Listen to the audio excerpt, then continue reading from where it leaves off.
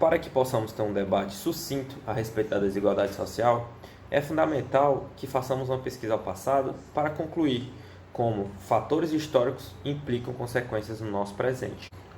Além disso, fizemos um breve retrato de como está o cenário de desigualdade social no mundo atualmente.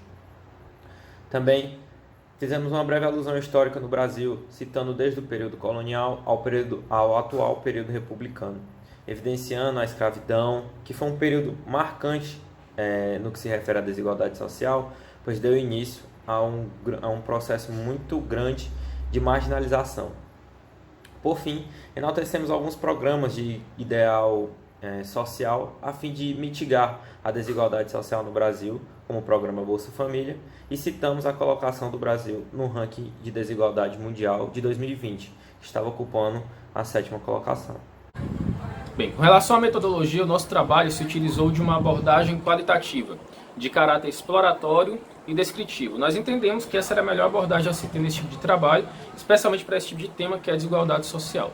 Quanto ao meio de investigação, nós utilizamos pesquisas bibliográficas, utilizando o seguinte passo a passo: o levantamento das limitações acerca do tema desigualdade social, levantamento de temas relacionados importantes e palavras-chave também importantes,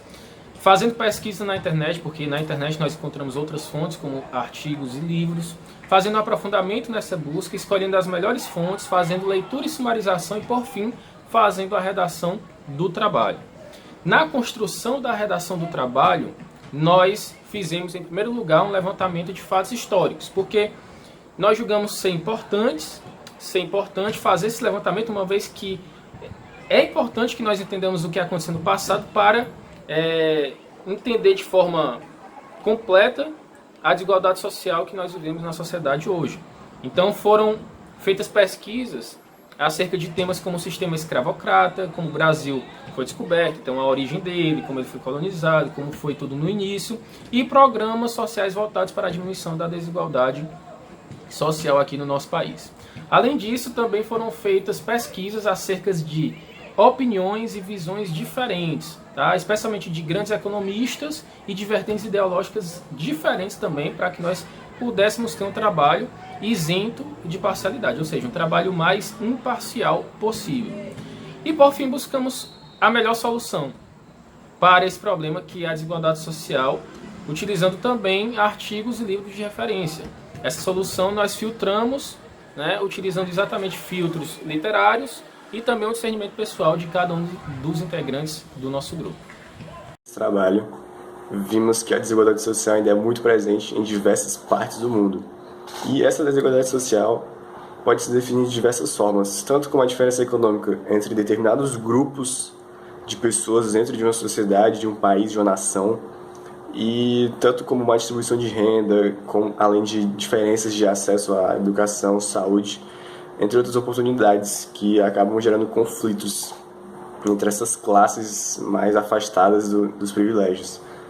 E no Brasil, essa desigualdade social começou com os colonizadores, ainda no século XVI, que trouxeram a escravidão e a diferença de padrões entre as classes, principalmente entre diferença de brancos e negros, como eram tratados na época. Essa desigualdade perdura até os dias atuais, já que o Brasil ocupa a 7ª colocação no ranking de países mais desiguais. Karl Marx acreditava que a desigualdade só seria combatida por meio da socialização dos meios de produção e do fim da propriedade privada, um pensamento mais socialista. Agora, no pensamento da vertente liberal, alguns acreditam que a diferença econômica, a desigualdade é meio que inerente ao sistema, já que isso seria, no caso, uma recompensa pelos esforços e competição entre os indivíduos. Mas nos dias atuais nós temos um ótimo exemplo de combate à desigualdade, principalmente nos países nórdicos, que utilizam a chamada social-democracia, que se difere do socialismo por ter um certo nível de liberdade econômica, e que isso também se difere do liberalismo, já que o Estado intervém de certa forma no funcionamento econômico para garantir o bem social da sociedade,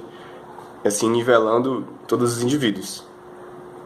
fazendo com que a desigualdade seja menos evidente nesses países. Por fim, é necessário que ainda haja muitas medidas de combate para essa mazela que hoje assola boa parte da população mundial, essa desigualdade possa ser eliminada. A gente vai comentar um pouco inicialmente, sobre 3 grandes eventos que ocorreram na economia do país que impactaram diretamente na renda do brasileiro. O primeiro deles foi o milagre econômico, período onde houveram grandes investimentos na área de infraestrutura, principalmente estrangeiros,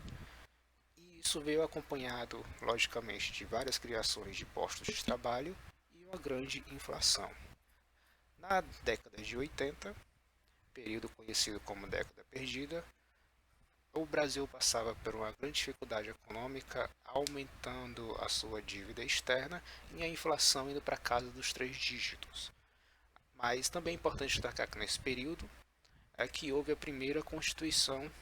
Democrática do Brasil, a Constituição de 1988, onde ela atribui ao Estado a função de proteção social dos cidadãos, garantindo direito social, atendimento público de saúde, entre outros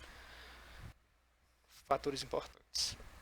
E também os planos econômicos que entraram em ação ao longo das décadas seguintes, que visavam frear